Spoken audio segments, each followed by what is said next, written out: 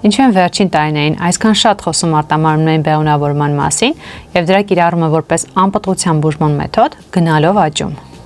Պատճառները մի քանիսն են։ Եթե նախկինում կանայք ամուսնանալուց հետո պլանավորում էին երեխայի ծնունդը, ապա ներկայումս նախընտրում են կարիերան հետաձգելով մայրությունը,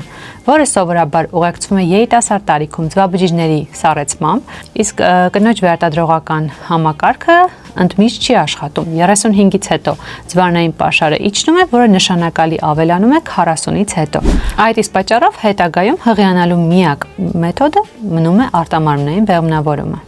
Արական անպտղությունը վերջին տարիներին եւս գնալով աճում է, տղամարդիկ եւս պլանավորում են ընտանիք ավելի ուշ տարիքում, որը նույնպես մեծացնում է արտամարմնային բեղմնավորման կիրառումը։